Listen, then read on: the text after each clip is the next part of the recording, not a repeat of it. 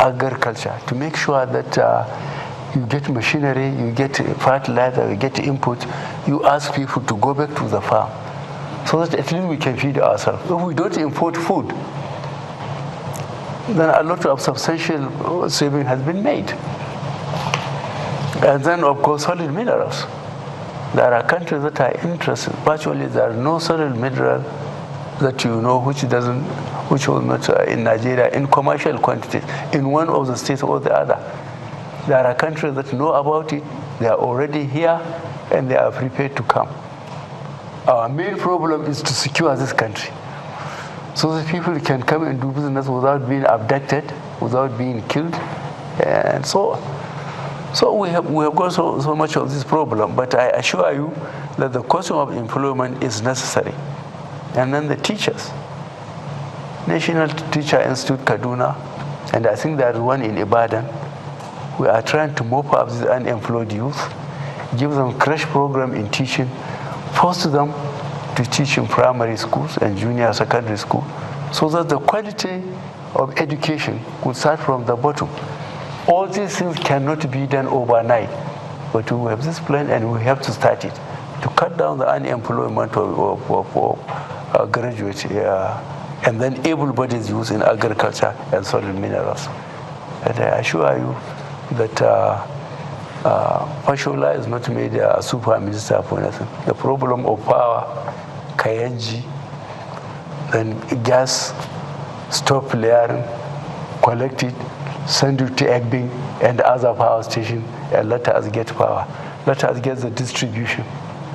And we are even going into solar, so that by the time the distribution is done, which will take time and a lot of capital, solar, you can fix it in some of the villages, and all you have to do is just to plug in. So really, we understand our problem. We have taken into confidence those countries that are prepared to invest in us in spite of our security situation. All we are doing through this budget is to articulate our position, and we will certainly go out by the second quarter, and we believe we will get the Chinese back to do the railways. Okay, Your Excellency, we'll let Mbanga take his question on the economy. Mr. President, when you came in, you showed enough enthusiasm for change, and you are change personified. But when we look at the 2016 budget, it seems nothing has changed. The National Assembly and the Presidency are taking a huge chunk of that budget for foreign trips, maintaining a huge presidential fleet, exotic vehicles and stuff. Why is the change, sir? Well, the change one is the TSA, Treasury Single Accounts. Now we know what is going what. The second one, when you mention vehicles, I have seen it in billions. All I know, the first thing I turned down is a 400 million bill for cars for the presidency. I turned it down. I said the vehicles I've been using are good enough for the next 10 years. Therefore, none for the presidency. But I understand there is a full with protocol where when you have a meeting of heads of state and governments, you have to buy a vehicle. That I didn't go into detail. I answered it's going to cost some several million. As for the National Assembly, we are having problem with them in TSA. I said everybody has to subject himself to TSA as long as federal money is involved. But I understand the vehicles about 50 billion naira for vehicles. I think I will have to have a closed-door meeting with them. I hope they haven't bought them yet. But after that, then again they collect money for vehicle allowances. I think that's a legitimate question. Let me go back to the foreign exchange restriction. It was supposed to strengthen the naira. But now, legitimate people who are doing business and they need the foreign exchange to go do business, people who are sick, Mr. President, people who have children in schools and they need to take money or get foreign exchange and go for treatment. People are dying. Business people are suffering. Are you aware of this? And when will this policy, the restriction be, at least lifted so that people could live their normal lives? Not all Nigerians are corrupt. I'm sorry to cut in. It cannot be lifted because the money is not there. The money is not there. We have to do what is virtually online of Nigeria's life, the industries that have to keep people employed and go and produce the goods we badly need or we must need, and then do the infrastructure. Let's get the power. And it will be amazing how much people can save if the power works. And then secondly, the roads. But the most important thing, which we identified, even during the campaign, we identified 3 things. One, security. You just cannot manage the country if you don't secure it. This stealing of Nigerian crude, this abduction across the country, abduct people, ask for millions. Some are killed, some are not released. And then the Boko Haram itself. Now this IED that is causing casualties in hundreds by the week. You have to see how do you arrange or rearrange your priorities in question of securing the country, giving employment, and getting the economy to start moving. Because unless people develop confidence in this country, we'll be expecting too much if we will ask them to come and invest. If they cannot come and manage what they invest in, because they will be abducted or they will be shot. It's a very, very nasty situation we are in, but we cannot fold our arms and be complaining by the day. We have to do something about it, and we are doing our best.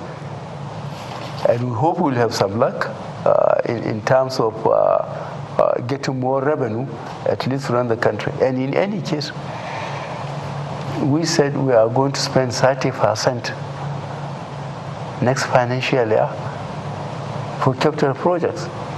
It was getting more than 90% overheads for how many years previously? When even the cost of petroleum products is for a barrel of petrol is more than 70 American United States dollars. No, but Mr. President, if you see the quantum, the 6 trillion budget, and 70%, and then this other one, 4 trillion. Mm-hmm. If you look at the capital project, the capital vote for a 4 trillion budget and the capital vote for a 6 trillion, it's still, the percentage is still high. It's because the percentage is high because you are not able to even pay the counter funding of projects. I'll give you one example. The agreement entered by previous government to do the railway from Lagos to Kaduna, and then they proposed from Lagos to Calabar. Nigeria couldn't pay 30% or 25% of counter funding. China agreed to pay 75% over long years of minimal interest. You can't get a better deal anywhere in the world. But the previous government couldn't do it. Now we have to jack capital project by 30%, at least to meet this agreement, so that the railways can start working. People can get employment. Standard gauge. Exactly. Okay, we'll need to move on. But before we do, I must very quickly pick something that Mr. President said. In reference to the National Assembly, Mr. President mentioned that about 50 billion was being used or was being requested for buying vehicles. No, I saw it in your papers. If you squeeze me, I'll get a copy for you. 47.something billion, for vehicles. By the National Assembly. Yes. And Mr. President hasn't got the power or authority to stop that. I think I will exploit that power, possibility of that power, because really, if I can turn down 400 million for the presidency. I say we don't need any new car. Let us manage the old one because of the economy. I can't see the National Assembly spending more than 45 billion to buy cars on top of transport allowance they collected. I have to revisit that story. So in terms of budget for their transport allowance, what does that come up to then? I don't know. Let's get to 100 billion. So the kind of money that goes to the National Assembly, will Mr. President then say that Nigerians have the right attitude in terms of raising their voices against the National Assembly in the previous administration, and possibly will it be a continuation? We have to look at it conscientiously now and see, and maybe advise that we have to live within our means. That would be an appeal to the National Assembly yes. then? Yes. Okay. These things come into the budget, Yes. and they pass through your table. The 50 billion for vehicles. No. How do they appropriate? They are the third tier of government. This is what we have to try and understand too. The executive, the judiciary, and the legislature. The legislature, if you go through the constitution, they have to agree on certain expenditure of the government. Even when they agree, when it comes to the executive, it has to go to National Executive Council. Federal Executive Council is approved. So if you are going to do things properly, there are checks and balances. That's what I thought. Okay, so it comes through you as well. No, their own expenditure. If I refuse to agree for my own presidency, I will not agree for the National Assembly. So who checks them? Who checks them, sir? The judiciary. If somebody takes the case to the judiciary, if nobody takes it to the judiciary, then get away with it. Then we are at your mercy, the press. Find out the truth about it and inform Nigerians. But the lawyers, the very big lawyers we have in the country, will talk of locals. You know, they said you don't have the locals, you don't have... we have no local standing. Yes, you don't have the locals you to better sue. have one. Otherwise you ruin the economy of the country. Okay, Mr. President, I think we're approaching that point where we will start to take questions from social media. From the messages I'm getting, I understand we've got over 1,000 questions that have been raised. My analysts at Channels Television are giving me feedback that we've got over 1,000, so they're trying to collate and bring some of the most important ones. But I'll give it just a minute to get some of the most important questions that we will present to Mr. President to answer. But before we do that, in that 1 minute, can I ask this very, very important question?